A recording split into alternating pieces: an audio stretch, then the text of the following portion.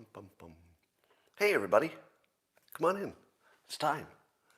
It's time for Coffee with Scott Adams, the best time of the day every single time. And I'll tell you, it was tough. It was tough getting here. I didn't have internet all yesterday. I'll tell you about that. But first, wouldn't you like to ramp up your day a little bit better? Have a great time in the next 45 minutes or so? Yeah, you would. And all you need is a cup or mug or glass, a tankard, chalice or stein, a canteen, jug, a flask, a vessel of any kind. Fill it with your favorite liquid. I like coffee. And join me now for the unparalleled pleasure, the dopamine hit of the day, the thing that makes everything better. It's called the simultaneous sip, and it happens now. Go. Oh, that's so good. Oh. Have you ever noticed that sometimes your beverage tastes extra good and you don't know why? Well, it's one of those days. Yes, yesterday my neighborhood was internet free, and I don't remember the last time I went a full day without internet. Now, I still had my phone data plan, but for reasons that I don't understand, it stopped working at the same time. Now, I don't know why the jackhammer that turned off the Wi-Fi in my neighborhood, meaning the cable got cut, I guess. But why that affected data flying through the air and the only day it didn't work was the same day that my regular internet went out? It was just sort of weird. Anyway, Christine and I looked at each other and said, well, what are we going to do without the internet? And I had to go back to my little house in the prairie days thinking and say, what did people do? What would you do without the internet if the only thing you had was a beautiful woman? But what are you going to do? Well, it turns out that Christine is a better problem solver than I am, so we figured out how to fill that time, and I got to say it was pretty good. It was pretty good. I didn't have access to Twitter so much, but we worked it out. So if you're worried, what will happen to us if we don't have the internet for a few hours? There are other options. I was surprised too. I didn't know it. So speaking on that same topic, and by the way, the most upsetting thing about not having internet, and I don't know if you've experienced this yet, maybe some of you have, my house is what I call a living house, meaning that from any room in my house, including the garage, I can talk to my house and make it answer and do things. That's because I have a digital assistant, Amazon's product, throughout my house. So in all the key rooms, anyway, there's a hey, Alexa, one of the digital devices. So all day long, I'm walking through my house and I'll say, hey, what's the weather? What time is it? Answer this question.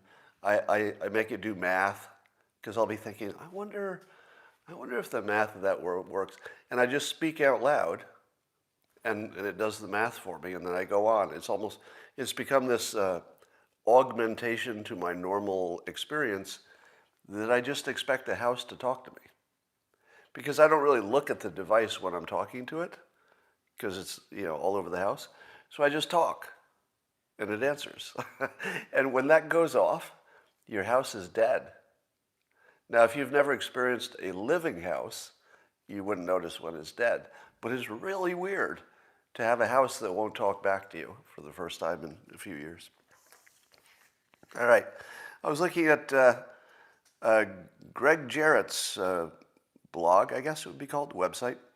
And he's decided that in the Chauvin trial, that the prosecution has made its case and made it clearly and unambiguously. And he says,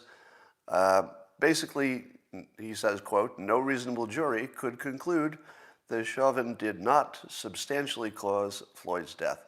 And I guess the phrase substantially caused is the wrong one. Substantially caused. Because that's sort of up for a lot of interpretation, isn't it? I feel like there's something wrong with sending somebody to jail over a phrase as ambiguous as substantially caused. Because there's still a lot of other things you'd have to know, right? As in, would the person not have died except for these other causes? Was the substantial part the part that killed him? Did they know? Were they aware of it? There's a lot of questions there. But according to Gregg Jarrett, who is an attorney, so looking at it through his attorney eyes, he says the case is made, basically, and he even thinks a second-degree murder is a high possibility. Now, early on when I was looking at this, I just said, all right, he's way overcharged. Second-degree murder, having some intention to do it, there's no way that got proven. And indeed, I didn't see that, but I didn't watch all the trial. How many of you who are, let's say, not attorneys, so you're looking at the trial stuff, maybe you're only seeing clips that came out, but how many of you who are not attorneys would agree with Gregg Jarrett that the case is totally made, even up to the point of good chance of second-degree murder? How many of you would agree with that based on what you've seen? Because my real question is, can he, if you're an attorney and you really know how things are supposed to work, does that blind you to how non-attorneys would think? Or does he have so much experience that he can see both, which you would expect? Yeah, a lot of you are disagreeing. So I think it doesn't matter what a well-trained, highly, let's say, highly capable observer would think, because that's not who's on the jury. So I'll tell you that my view on it did evolve. So on day one, based on what the public knew, I said, I don't see any of the way he's going to get convicted. Day one. The prosecution, I will say, did a good job. I'm going to say that their experts were good for the prosecution. And I thought the defense was very capable, but if I had to guess, he's going to get convicted of something. I would think that the odds of him not getting convicted of anything are really, really small. But the odds of, I thought it would be manslaughter. But I am a little bit influenced by Gregg Jarrett's opinion just because he knows what he's talking about and I don't. So keep an eye on that. Here's some of the things that Gregg says. He says the officer's excessive use of force was deliberate. Was it? Do you think that the officer's excessive use of force was deliberate? Because wouldn't that assume that the officer knew what he was doing in terms of what its impact would be? Because I feel like that's the opposite of proven. It seems to me that it's obvious he didn't know, because why would you do it right in front of witnesses? Now, we haven't heard the defense's closing arguments, but I know how this sounds, but I'm going to say it anyway, all right? You know that I'm trained in persuasion, right? So this isn't stupid, what I'm going to say. I feel like I could get him off. I feel like there's enough there that with the world's greatest, I'm not saying I would be the world's greatest, but a really strong defense wrap-up summary, I feel like it could make the difference. Because I think everybody agrees at this point that the facts aren't going to matter to the conclusion, right? The jury is going to think, how do I protect myself? Can I possibly let this guy off and go on and live with my life? I'll be attacked and killed. So that's part of it, and that has nothing to do with the facts of the case.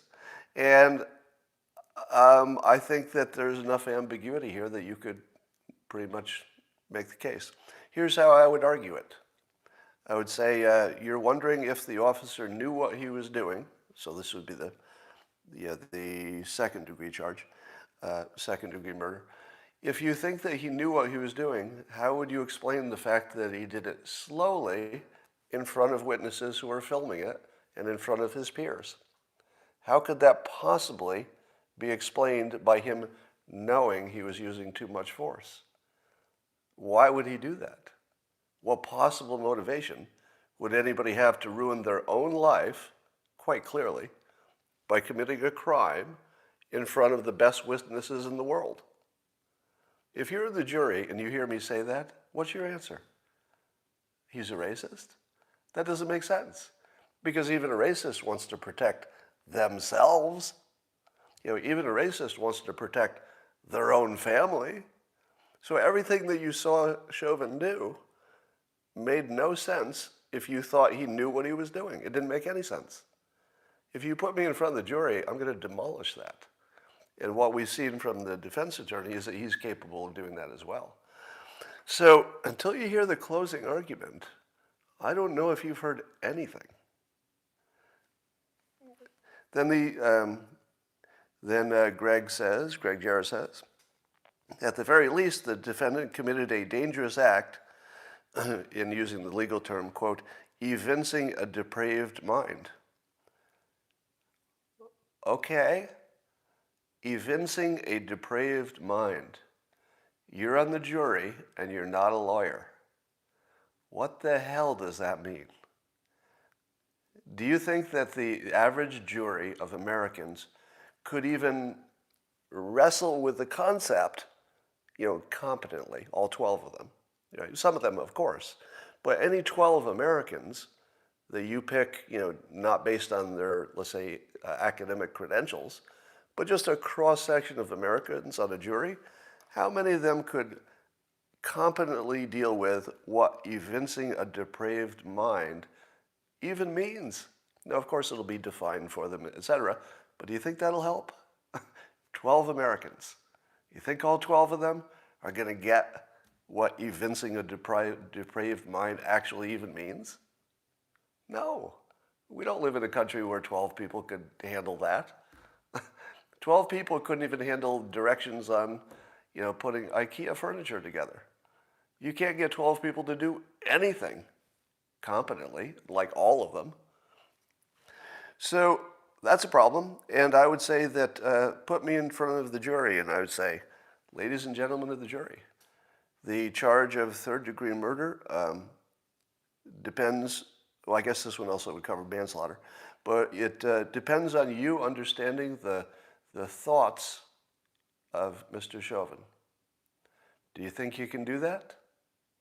Do you think you can, without reasonable doubt, know what Officer Chauvin was thinking? Now, most of those jurors will be thinking to themselves, yes, I can. I just watched all the evidence. I saw the video too many times. I absolutely can figure out what he was thinking. And then I say to the jury, ladies and gentlemen of the jury, have you ever been married? Have you ever had a partner, a spouse, boyfriend, or girlfriend? Everybody, of course, will say yes. At least in their mind, they'll say yes. Have you ever had a situation in which you were misunderstood by your partner and that they were sure they could read your mind, but they were completely wrong? Has that happened to any of you? And do you think that the certainty of your spouse about what you're thinking, was their certainty in any way related to the accuracy of what they thought about your thoughts? Have you noticed that people don't know what you're thinking?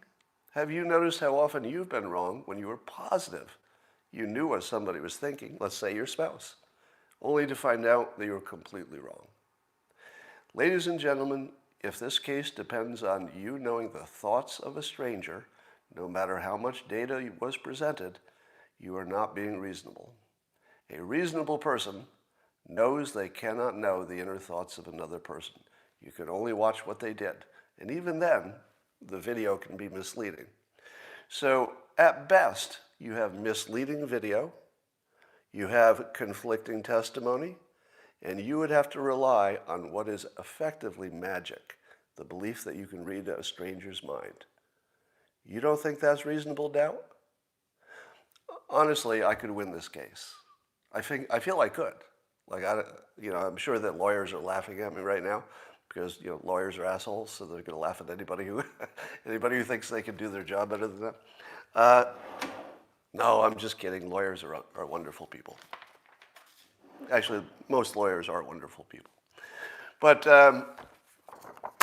it was funnier when I said it that way. Somebody says, we're all laughing at you. Thank you. Have I mentioned that shamelessness is a superpower? One of the things that makes you watch anything is that there's some danger or there's some provocation. There's something different, something out of the usual.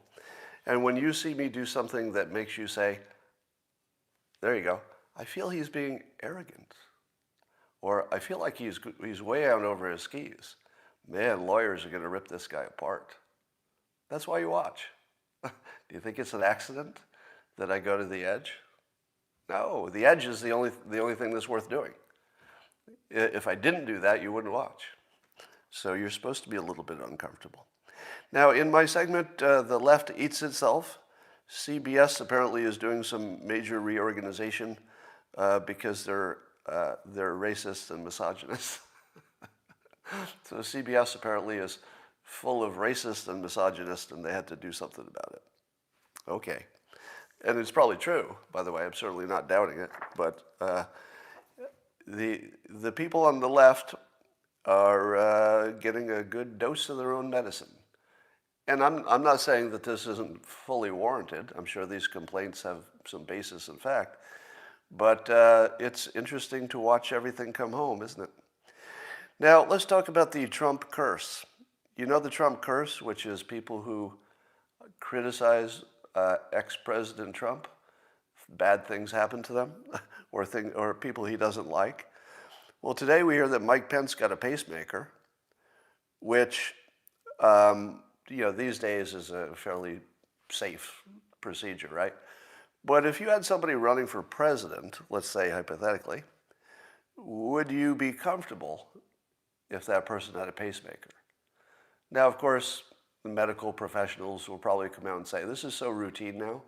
Well, you probably everybody knows somebody who's got a pacemaker, right? And you can live forever, and it works fine. But how does it feel to the voters? The voters are going to feel like it's just a little something to worry about, right? So that's bad news for Mike Pence, who, and like I've said, I've always been a fan of Mike Pence as a good person who had some really, in my opinion, objectionable opinions about the LGBTQ community, but I think he's evolving. And then I just noticed this. Robert De Niro apparently is just getting absolutely killed in his divorce. His estranged wife is asking for all of his money. He's complaining that he has to take any acting job at age 77 just to pay for her extravagant spending. But here was the headline. I think this was in Fox News on their website. The headline for this story was "Aging Bull." Aging Bull, because part of the story is that at age 77 he has to keep taking jobs. So whoever came up with that headline, "Aging Bull," good job. And what this makes me wonder is if I could hire Robert De Niro, because apparently the story is he has to take any job that's offered because he just needs money desperately. So he wouldn't want to be working necessarily on marginal jobs at age 77. But I'm wondering if I could hire him, just to do something. I don't know, to make a commercial. Maybe I'll hire him to make a Dilbert commercial or something, just for fun. All right. As I've told you, Bill Maher has, I believe, elevated to a new level of relevance. He was always relevant. He's always quoted almost every time he does a show.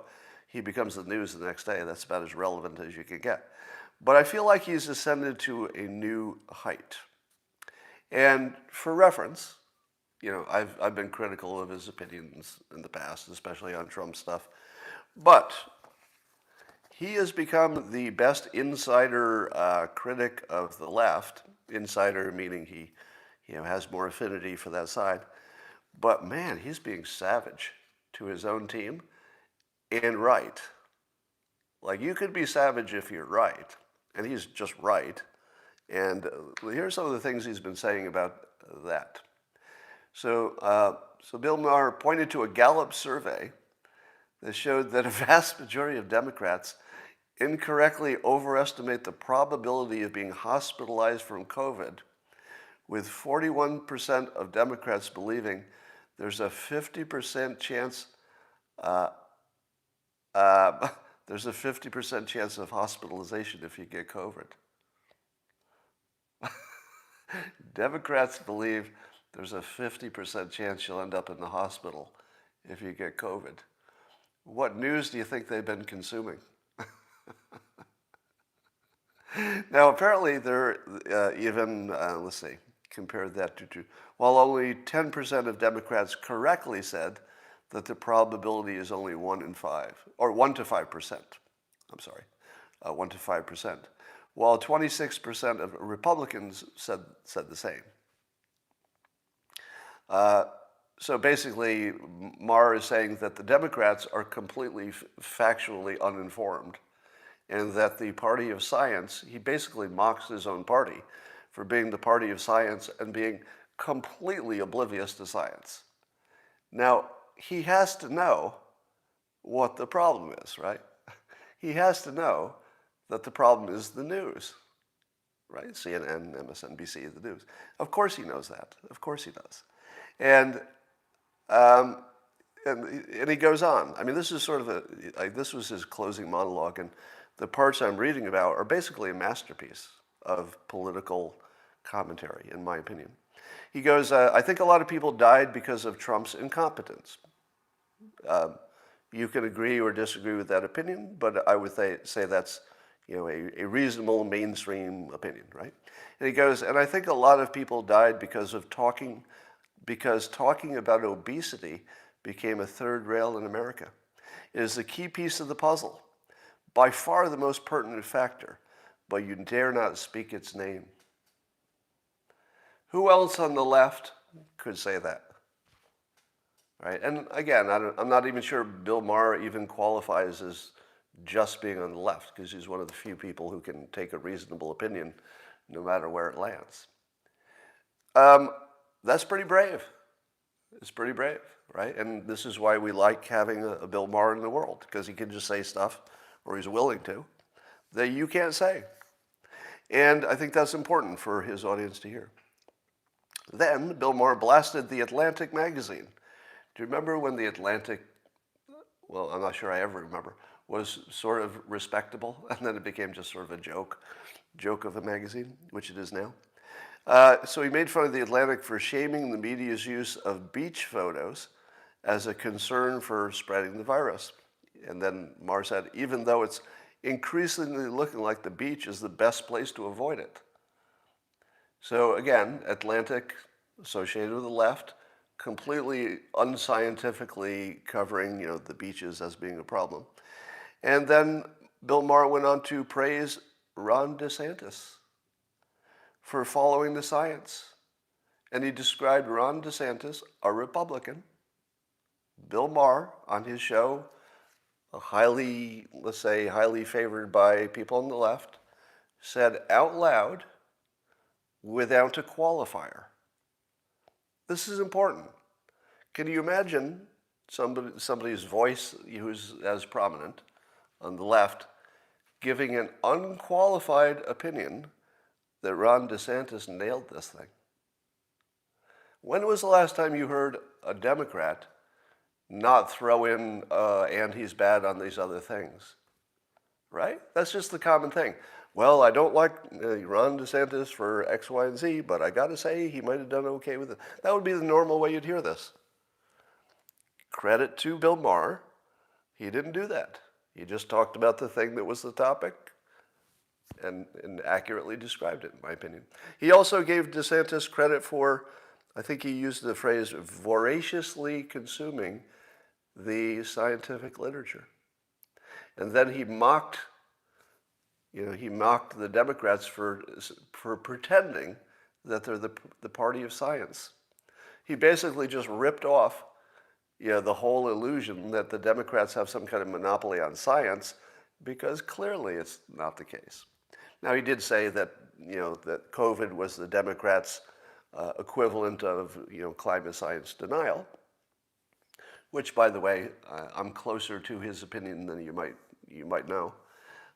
Closer to Bill Maher's opinion that something has to be done, but I'm a little less panicked than the average person. All right. Somebody says, are you angling to be a guest on his show? Well, I was a guest on his show. So I have been a guest on his show. I'm not doing media at the moment, so I'm not angling to be on anything, because if I were asked, I wouldn't do it. Only because I'm not doing any media at the moment. Yes, and Bill Maher pointed out that protecting the nursing homes was probably because DeSantis understood the science better. So, speaking of DeSantis, who's, I guess his reputation is rising among Republicans, etc. And, oh, come on. PK, I can't let that go. I can't let that comment go. Bill Maher is a narcissist. You got to do better than that, right? You got to do better than that. My view is that anybody who calls somebody a narcissist, all you're saying is that you have low self-esteem. That's all I hear. Okay, PK, you have low self-esteem, and you don't want to hear anybody talking confidently about anything. You're arrogant. That's the lowest level of analysis. Is this person's a narcissist?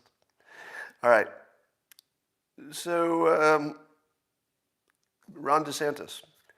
So CNN did a big opinion piece on Ron DeSantis, and what do you think CNN said about all of the flaws of Ron DeSantis? Because CNN used to be a news organization when I was a kid, but at this point, I don't think anybody thinks of it as a news organization. At least nobody who's paying attention. They've morphed into a pure propaganda operation, as Project Veritas has now shown us with no doubt. Well, thank you. OMG puppies, you're too nice. But here's what's interesting about CNN's treatment of Ron DeSantis. Are you ready for this? No criticisms. This actually happened today. There's an opinion piece. It's not even news. It's an opinion piece. It's on CNN. It's about a Republican. No criticism. It just said he's doing great. His popularity is rising. What? What? So what's this mean? Now I know what you're thinking. You're saying, well, that means he really has a good chance of being president, etc. Well, maybe. Or CNN is just telling the world who needs to be taken down. It could be the CNN, because we know that they've done this with Trump and Ted Cruz.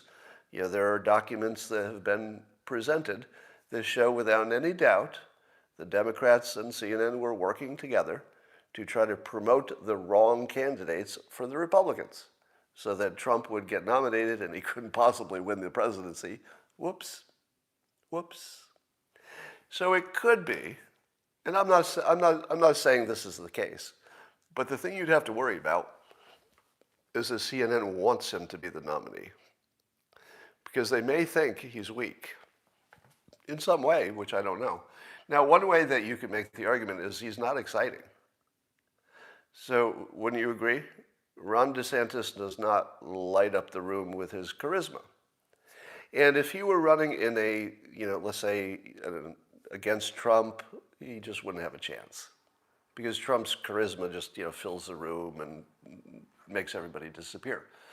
But what if Trump doesn't run? And he says he is, but I don't know, maybe not. What if he doesn't run? Suddenly there's nobody interesting in the race, right? And then that whole charisma thing just matters less. There just wouldn't be anybody interesting. There'd be some governors. There's nobody interesting. If you put Ron DeSantis into a group of competitors where nobody's interesting the way Trump is interesting, I don't know that he could lose. Because unless something new comes up with the way he handled COVID, he's the next president. And, by the way, earned it, right? If that happens, I would say he earned it. Let me ask you this, and this is pretty revealing. Name the biggest negative in terms of political, let's say, mistakes or reputation or brand. Ron DeSantis, name his biggest flaw. Go. Like a real flaw, not, you don't like his haircut or something. Name Ron DeSantis' biggest flaw. Then watch the Somebody says boring, but remember, that only matters if there's somebody interesting in the race. And Trump's the only interesting person we've seen in a long time. Somebody says short, white, his voice. Yeah, white Republican. Look at the comments. There's nothing there. Have you ever thought to yourself what would happen if somebody ran for president and had Trump's policy preferences without the provocation? That might be Ron DeSantis. I think he maps pretty close to a Trump kind of view of politics, but without the provocation. I don't know, has anybody even called him a racist? Like the most common thing that you would call a Republican? Somebody says he's friends with Matt Gaetz.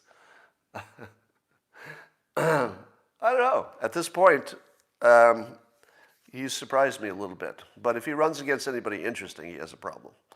All right. But at the moment, I have a high opinion of him, so we'll see what happens. Speaking of brave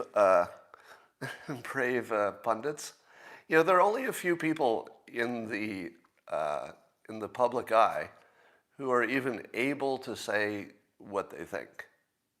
One of them was Bill Maher.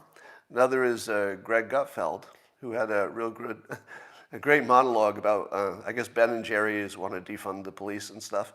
And Greg Gutfeld went after him, Ben and Jerry's, for basically creating one of the foods that makes you fat and makes you die of COVID. And again, there are only a few people in the world who would call out that obesity is being ignored, essentially, as big a issue as it is. But Greg took that on, and you should read that. He said in part, it's not hard to see that a product that packs more fat than Chris Christie's swim trunks isn't doing black Americans any favors. All right. So if you haven't checked out Gutfeld's new show in the evening spot, it's 8 o'clock on the West Coast and 11 p.m. at the East Coast. You should check that out. Speaking of checkout, I was at Safeway yesterday in the self-checkout. Have you ever used the self-checkout? Of course you have.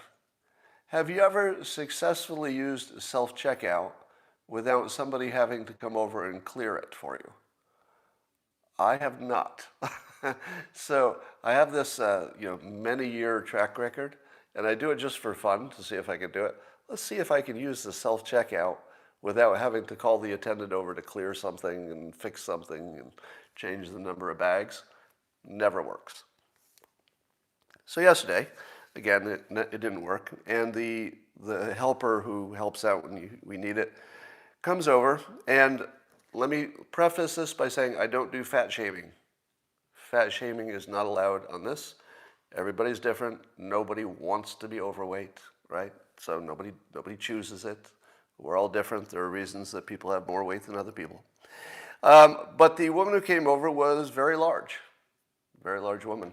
And I have to tell you that I gave her a lot of distance, because if the science is right, the people who are most likely to have a bad infection, which would make you a super spreader, are going to have certain characteristics, and she had them.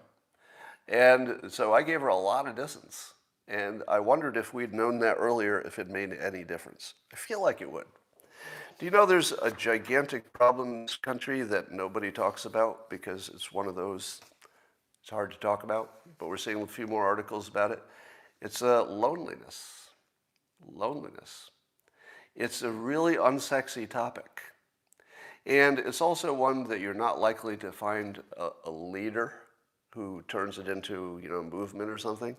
Because if you were a leader who could turn something into a movement, you would be not lonely. So lonely people are sort of the least able to complain, right? Or at least complain productively. You just complain to your friends. So here's a statistic. In 2018, nearly half of Americans reported sometimes or always feeling alone. Recent findings suggest that during the pandemic, over 1 in 3 Americans faced serious loneliness. I think this was in CNN also. Um, think of that. 1 in 3 are facing what they call serious loneliness. Yeah. And if you think loneliness doesn't kill people, you're really wrong. I think loneliness kills probably as many people as a lot of diseases. Yeah, and the lockdowns, of course, making everything worse. Um, but there's something even worse coming. Remote work. If you're naturally, let's say, you're just not socially adept, you're just not good at it, at least you could go to work and you would be forced to interact with people who are forced to interact with you. So if you were not the kind of person who could create a social life, at least you could have one inflicted on you. What happens when all your coworkers say, hey, let's work remotely? And then you have to work remotely too because you've all agreed. That's devastating. There must be a lot of remote workers who are just desperate to get back to an office, just so they're humans, just have human contact. I can tell you that when I first moved to California in my early 20s, and I had a job at a bank, and I didn't know anybody. Literally, I just didn't know anybody. I finally met one person to play tennis with, and that was about it. And the loneliness was really tough, really tough. And on Friday evening, I would come home, and I wouldn't see, well, I would see, but I wouldn't talk to or have any interaction with, and certainly not physically touch, anybody for 2 days. And by the time Monday morning came, I was like so desperate for human contact that going to work felt like going on vacation. And that's not even, I'm not exaggerating a bit. I was desperate to go back to work because it was the only place I could talk to another human. I didn't have any human contact. And, especially in those days, I was a little less socially adept. I probably could solve it now. But there's another thing that's making things pretty bad. It's a thing called Tinder. Have you heard of it? The problem with Tinder, as is well documented, is that women, of course, can have their pick of men. So on Tinder, they just pick the top 10% of good-looking men, and they just ignore everybody else. So if you're male, and you're not in that top 10% that always gets picked on Tinder, you don't even have the chance to sort of accidentally talk somebody into liking you. You don't even get past the swipe.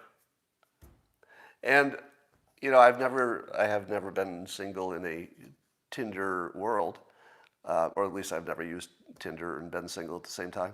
But this is devastating. This is really, really devastating. And I think it's going to be worse for men. What happens when there's a problem that is way worse for men? Nobody cares. Am I right?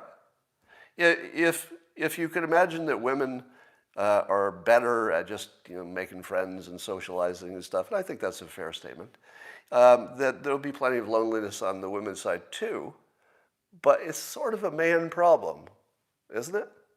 Like it feels like it's 80% male problem. And you know what we care about male problems? Nothing.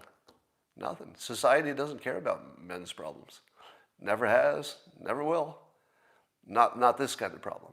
They might care about like gun violence and stuff like that, where it's big and flashy and somebody's dying. But if somebody is just silently dying of loneliness, literally, society doesn't care. So I see this as one of the biggest, worst problems that's coming toward us, is already here for a lot of people. And I got to tell you, I've told you before that I didn't realize I'd never felt fear before until I felt it a year ago. I didn't realize I'd gone through life without feeling fear. I just didn't even know what it felt like. So I didn't miss it. So I didn't know I didn't have it.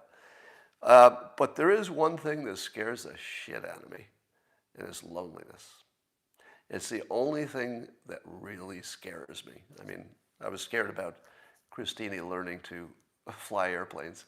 That scared me. But loneliness scares me a lot. A lot. All right. In Cuba, Raul Castro's stepping down. I think you'll still have effective power, but other people will be in name running Cuba. And I heard the saddest. Listen how sad this is. Cuba apparently tried to make their own vaccine. Now, I don't think they've completed it. I think they're still working on it. I don't know, maybe they could do it. But there's something terribly, terribly wrong if little Cuba has to go on their own. And I get it, they brought it on themselves, at least the leadership did, not the people. But that's just terrible. How bad is it that there's this little island right off the United States, which is at least strategically important, and they had to make their own vaccine? Really? No, nobody can help out Cuba? That doesn't feel right. Because we're mad at their, if anything, we're mad at their leadership. We're not mad at their people. This is just so wrong. And I don't know if maybe the leadership is entirely at fault. I don't know. But it seems to me that this change of leadership in Cuba would, and especially with the coronavirus stuff going on, it feels like this would be the time to just offer a deal. Now, I need a fact check on this. Can somebody give me a fact check? I have not heard in the news that Cuba has a closed internet. Do they? If you're in Cuba, and you can get to the internet at all, can you get to the whole internet? Can somebody tell me? Because we hear about Iran and China and stuff, but I haven't heard about Cuba and the internet. All right, because what I'd like to know is, how in the world will we remain enemies, if whatever we are, with Cuba if they have the internet? Somebody says I doubt it. They have Tor. Somebody says they're very capable internet. Look it up. That's what you're for. You're supposed to tell me in the comments. All right. But it seems to me that this would be exactly the time to make an opening offer to Cuba, something along the lines of, hey, if we can play nice with each other, you can all get richer. We'll even open up private investment in Cuba, where you will let people build hotels down there. You can have everything you want, and we won't even be your enemy. Just work with us, right? Just work with us. Now, I feel like this is the time to do it, because if they do have access to the internet, and certainly they would have a workaround if they don't, the public is going to see the United States offering all these things, and how does the leadership deny it? I don't know. I feel like this is the time. So let's do it. CNN, of course, is also targeting anybody who has a strong voice on the right. And Nicole Hemmer did an opinion piece on Tucker Carlson. And watching the what used to be a respected news organization turn into a propaganda outfit is really interesting, if you have the same interests I do, of persuasion. And they're going after Tucker for using the word replacement or replacing. Now, the history of that is that there's something called the Great Replacement, which I guess is some white supremacist or racist view that the brown people are coming in and replacing the people in this United States. So that would be the racist version. And CNN and others are trying to tie Tucker to the white supremacist, Great Replacement idea, because he used the word replacing or replaced. Now, my job is to help you sort news from propaganda. Let's dig into this a little bit. What is a fact, and what is just propaganda? Now, Tucker does use the word replacement, but he uses it in the sort of English language sense, not in the great replacement sense. But here's where the critics come in and say, is that just the English language sense, or is this a wink and a whistle to the racists? Well, here's the problem. Tucker has a really unique place in the world in which he refuses to use other people's language. So if other people want to say he's dog whistling and he just wants to use a word, he's going to use the damn word, and he's going to let the chips fall where they will. Now, whether you think it's a good idea for him to do it or a bad idea, if it were me, I would avoid the word. Because to me, it would just be a distraction, and it wouldn't let me get my message across. So I don't want to create distractions in my communication, so I wouldn't use it. It would just be giving you a new thing to be mad at me for. But, as I've often said, I have a great appreciation for people that do different things than I do, because you need creative tension in this world. And Tucker is probably the strongest voice right now, maybe in the United States, strongest voice, for declaring his personal freedom. And in a sense, declaring it for all of us simultaneously. And his personal freedom yet lets him use the words he wants to use, because they're English words and he's talking. And if he wants to die on that hill, he won't die on it, but if he wants to make that stand for the rest of us, which is, yes, I can use any words I want, and I'm not going to let you define them, I like that. So even though I would have played it differently, I definitely appreciate that there's somebody out there who has that strong a voice, who's willing to say, yeah, you can kill me before you can make me talk with your words. He's basically saying that. I mean, because he is in a dangerous, literally it's a physically dangerous position, right? I don't have to say more. It is physically dangerous for him to take that position. And he's taken the position that freedom is more valuable than life. You need him. Like he's a requirement for this country. You could disagree with everything he says, but you need one of him. You need more of him, right? The people who say, all right, here's my limit. My limit is you can't tell me what words to use. I'll die on that hill. Good for him. Good for him. Now, but let's dig in a little bit and see what we think about his choice of words and how that feels. Now, of course, the CNN and the others will try to paint this as the great replacement. But let me ask you this. Imagine, if you will, a conversation with a black American. I don't have to say more whether it's Democrat or Republican, just let's make it a Democrat. We'll make it interesting. So imagine, if you will, you're having a conversation with a black American, and you say, your current situation as a citizen of the United States is that the country has a certain amount of resources that is available for the citizens. So each person in the United States is getting some share, maybe not even, but some share of the United States' resources.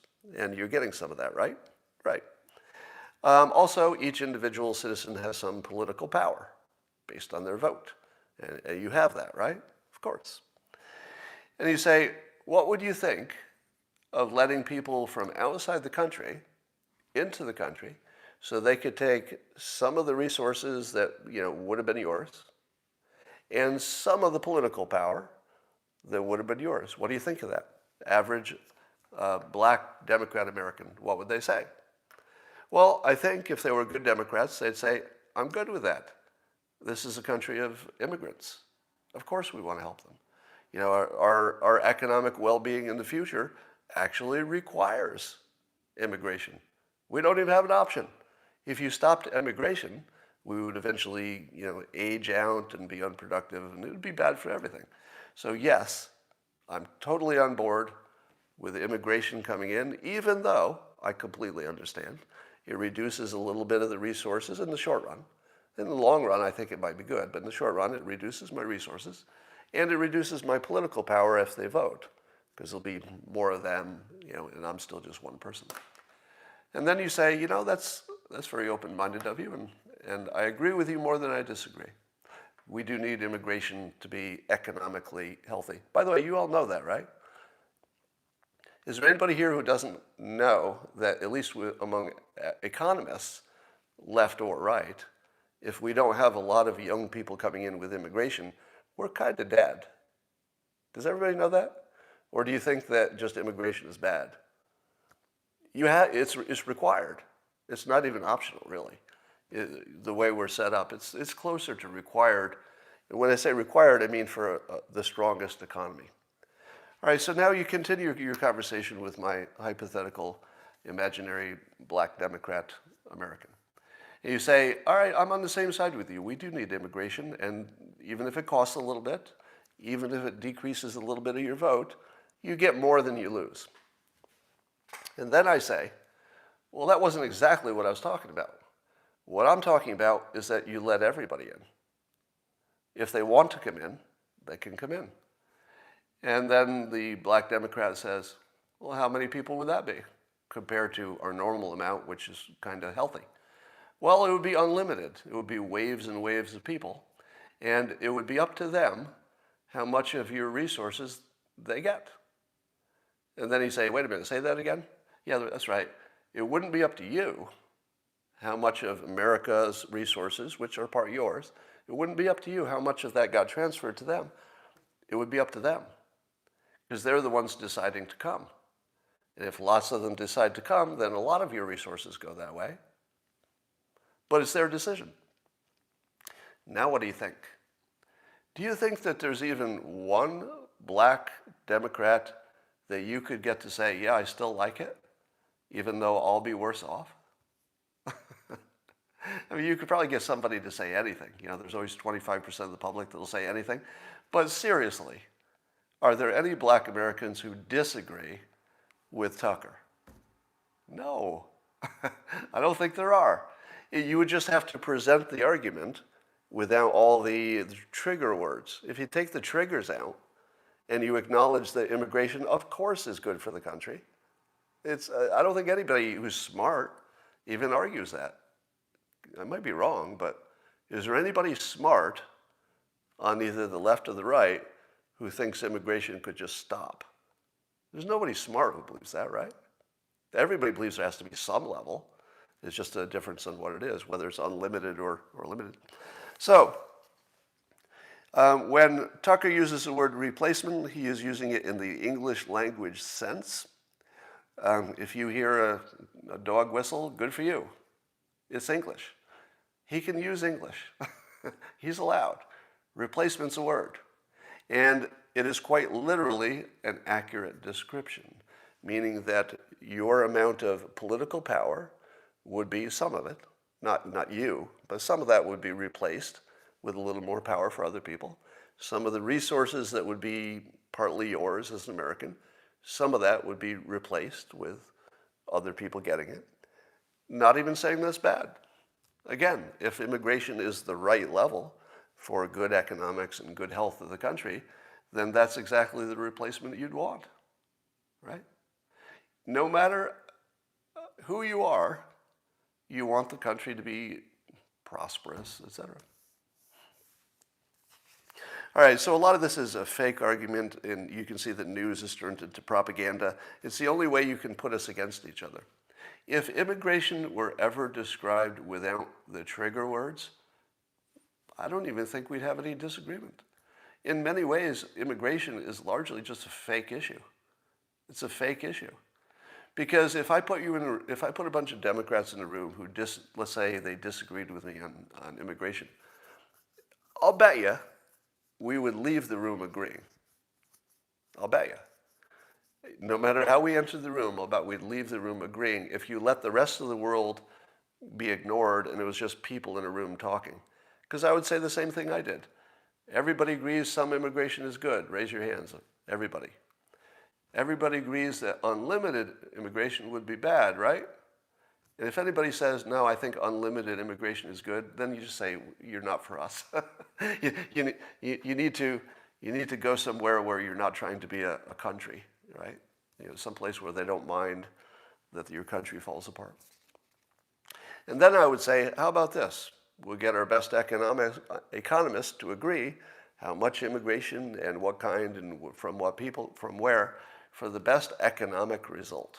Would you be okay with that? It's just the economists decide. If they say more immigration is good for the people who are already here, we do it. If the economists say more immigration is bad for the people who are already here, we do less of it. Do you disagree or agree? I think you can get most Democrats to walk out of the room in complete agreement. You know, if you could strip the politics out, which is hard.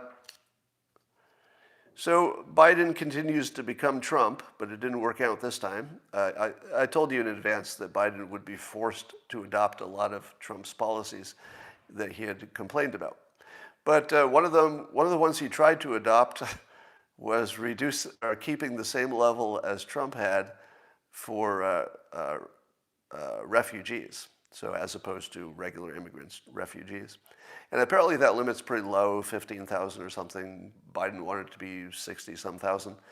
But he started by saying he'd keep it the same. And of course, AOC and everybody attacked him on the left. And now he's rethinking it. So he has to rethink it now.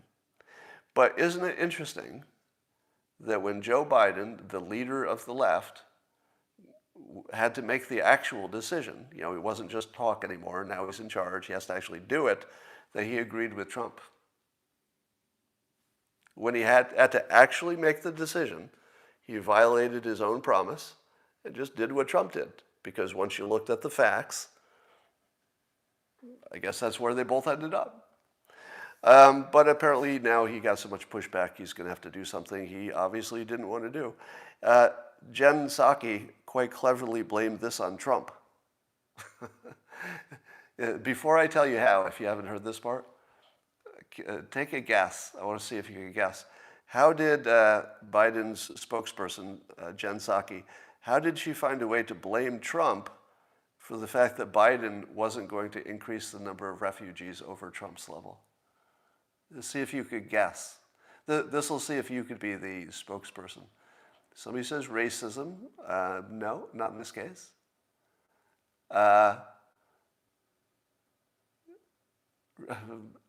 It's hard, isn't it? Yeah. COVID, no. No, those are good guesses, but no. All right, here's the answer. Jen Psaki said that the Trump administration dismantled the refugee system. In other words, there are people in the government who are in charge of bringing in the refugees, and apparently Trump had dismantled it, so Biden didn't have a choice. He only could bring in some refugees because they didn't have enough infrastructure to bring in more. Does that sound true? It might be, but I don't think so. I mean, if I had to put a bet on it, I would bet there's no truth to that whatsoever, or if there's a little bit of truth to it, it's not really the obstacle that they're presenting to it. Yeah, she actually used, somebody saying she used the word trashed. He trashed the system. I wonder if you looked into it, you would find that he had trashed the system. All right, here's an interesting thing happened. I've told you before that the phrase Black Lives Matter is brilliant persuasion. And you know why. Because if anybody tries to push back on it, it sounds like you're saying Black lives don't matter. And there's no way you're going to get away with that, right? So it was sort of this bulletproof thing. And we saw all the people who would fall into the trap. They'd say, do you think Black lives matter? Yes, yes, I do. And not only do I think Black lives matter, but I also think all canceled. You're canceled. And you're thinking, wait a minute, why am I canceled? I just agreed with you. Black lives matter, but I'm even more liberal than that because I'm saying other people matter. Like, how about other people? Ho, ho, ho, nice try, racist, saying other people matter and other brown people matter. You just said black people don't matter. No, that's the opposite of what I just said. I said they totally matter and other people are important too. That's a white supremacist if I ever saw one, right? So in terms of persuasion, it was brilliant because it just shut down the other side. But do you think there's a high ground that can get above Black Lives Matter? Do you think that anybody with any amount of persuasion ability could high ground that? Meaning say something that everybody would recognize is either more important or more true than this thing, which is also deeply important and deeply true. Black Lives Matter. Is there anything above that? Well, honestly, I thought no. But it turns out that there's a young woman named Denisha Meriwether, who's the founder of, I think the group is Black Minds Matter. Black Minds matter. And I guess the emphasis is going to be on school choice.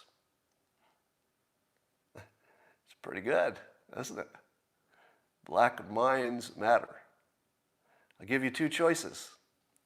Black lives matter or black minds matter. It's good. It's good. And it's also coming from a young black woman, so it's going to carry, different credibility than if it came from me, for example. And she's going after teachers' unions. Here's how I plan to help. My first question is this. Was this luck? Because, as a trained persuader, when I see this, I just stop. And I go, okay, this is a pretty young person behind this. Is there somebody behind the young person? Because remember when AOC was making a big splash early on, and people were saying, oh, she's got this mentor who's really the power behind her.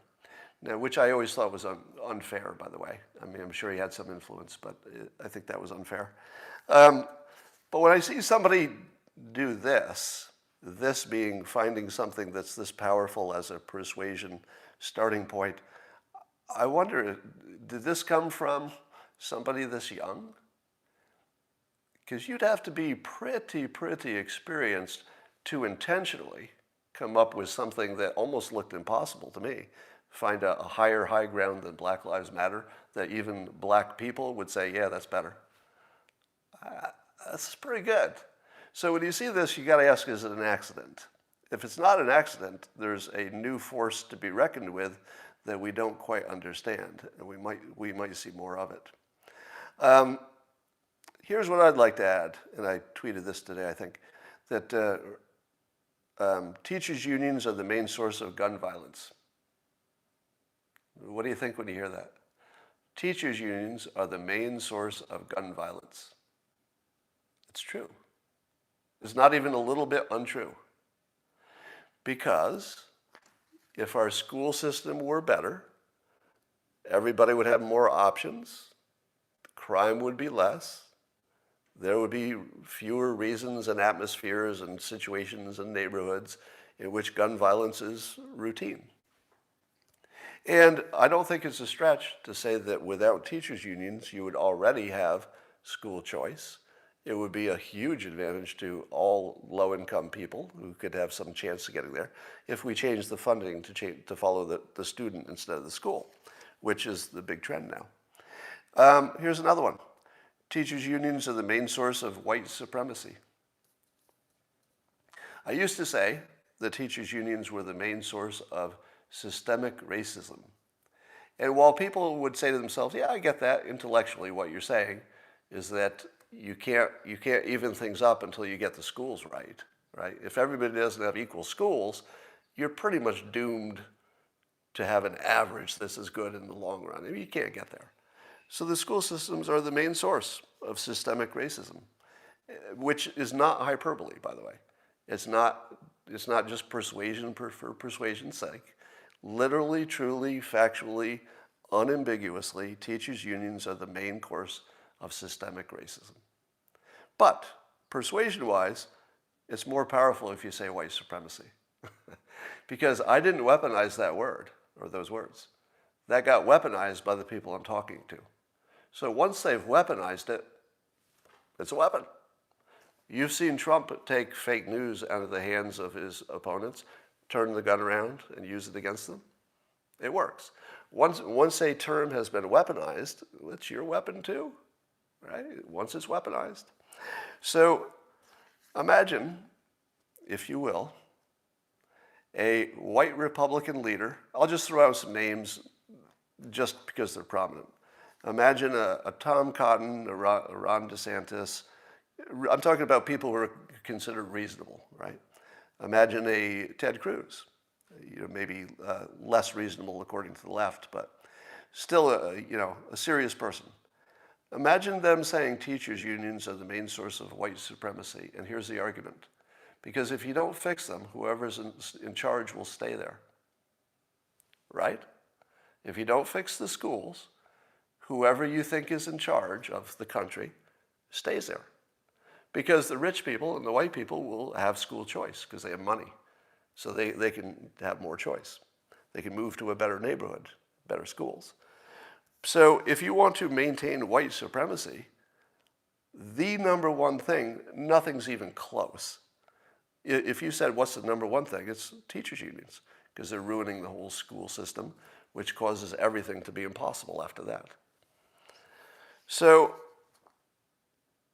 Denisha Meriwether, if you can find her on Twitter, give her a follow. Denisha is spelled D-E-N-I-S-H-A. Meriwether, M-E-R-R-I-D, I'm sorry, M-E-R-R-I, and then the word weather is the rest of it.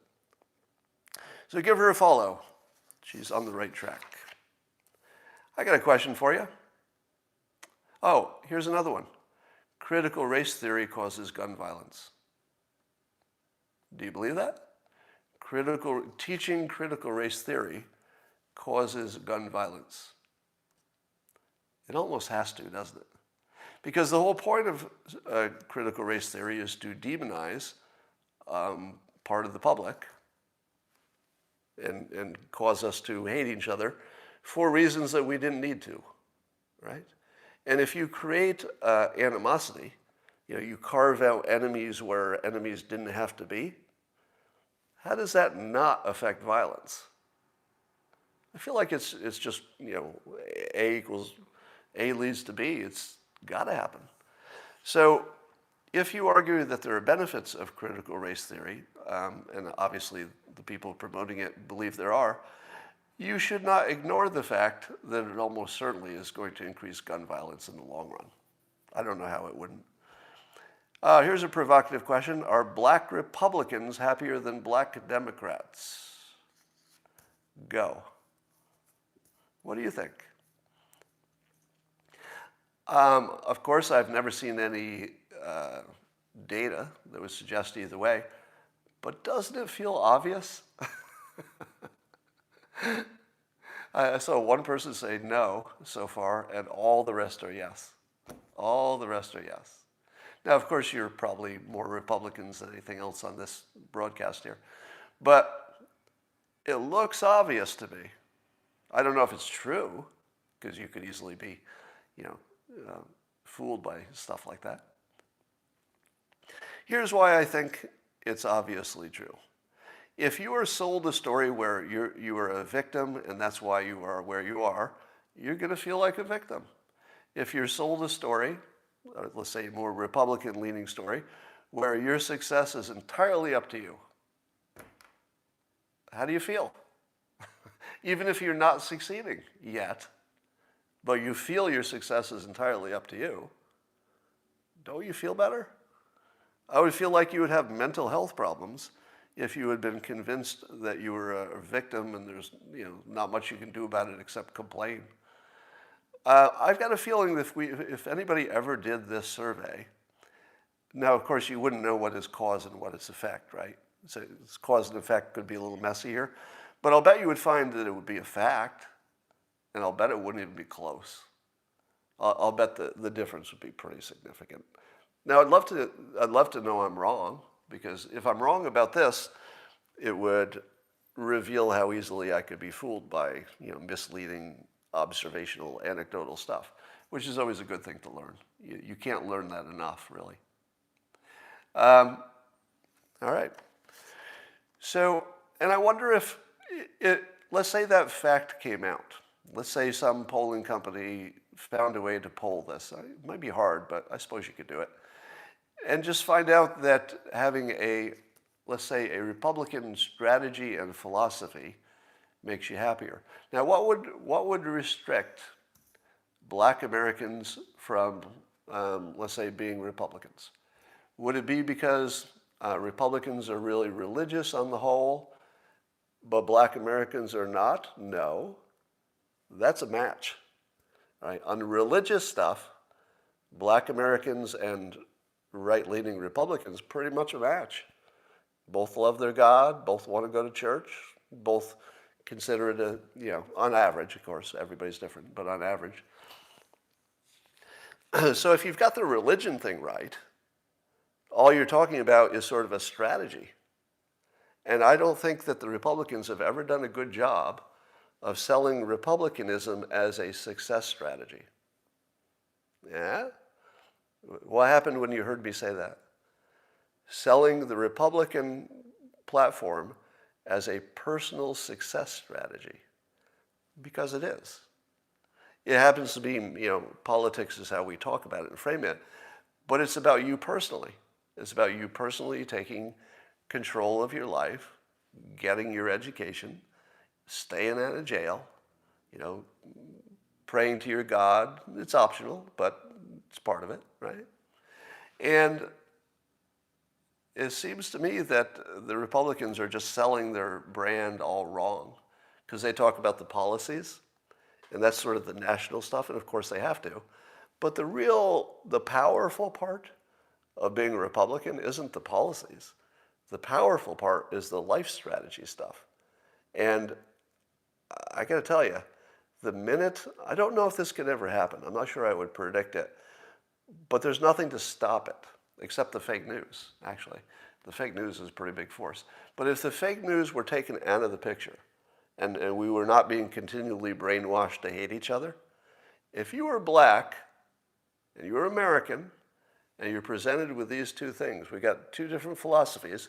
One of them consistently produces good results, and here's the poll showing that these people are happier. It happens to be called republicanism. You might disagree with some of the policies, but you know how you could best change Republican policies?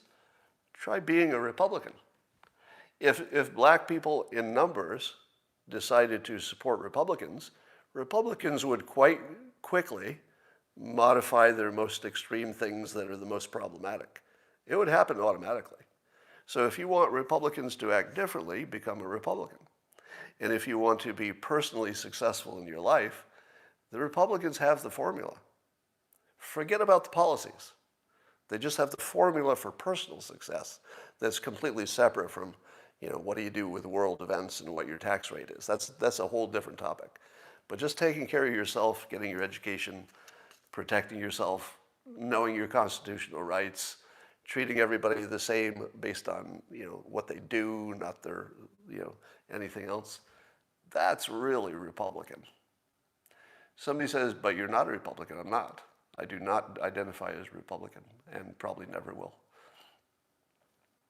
But it is true that Republicans have a philosophy which is more effective. There's just no doubt about it. I don't think anybody could argue that in terms of results. Somebody says the pro-choice thing. Let me put this out there as a question. Do black Americans differ that much with Republicans on abortion? I don't know the answer to that. But I feel as though at least the religious part of black America might be closer to the Republicans than I'm aware of. But, and I don't think that necessarily is going to be a deal breaker, actually. We got a lot of questions on gun control. I don't like talking about that because it's just a power question. Gun control is not about what's right or what's wrong. It's not about how many people died. It's not about any of that. It's just a power. So we're doing this pretend argument about gun control, but it's just all pretend. It's just nothing but power. There are some people who are better off with them. There are some people, certainly, who would be better off with fewer of them in their community. But they're different people. So the people who are better off with them, and those exist. Let's say you're a rural person, it's your only defense. Of course you're better off with them. Or at least you're better off with a choice. So every argument we make about, this will change the number of people who die, or which is important, I don't want to mock it, but these are all fake arguments. There is no real argument about guns, except some people are better off with them, definitely. Some people would be better off without them, even without them in the area, definitely. And pretending that you can solve that by arguing, or your constitutional argument, or your debate, your reasons, your data, it's all irrelevant. And if we can't like wake up from this dream sequence where we imagine this is some kind of an intellectual exercise where if you say the right thing, you'll convince the other side, there's nothing like that happening. There's just people who are better off with them who want to keep them. People who are better off without them who would like to have less of them. That's it. Yeah, it's naked power. All right. And that is my show for today. I'm going to wait a moment and see if you have any comments, but I think we've done our job for the day. Yeah, and everybody has their own view of the Constitution. That's right. All right. Do you think multiplayer virtual reality first person... Wait, that was an interesting question. Hey, Scott. Juan asks, hey, Scott, do you think multiplayer virtual reality first-person shooters would increase or decrease violence? In other words, do I think violent video games increase violence? The answer is yes. Yes. I believe our culture in general, if you turn on the TV and watch an action movie, it's about people getting shot, right? Unless it's an old-time movie where they're using swords to kill each other. But basically our entertainment is entirely around violence. You don't think that makes us more violent? Of course it does. And while we might not be able to find a link between, let's say, getting primed for violence by video games and then committing it, we might not find that direct link. But what are you going to do if your mind snaps and you decide to do something bad? Like you've got this mental condition and you're going to do something really bad.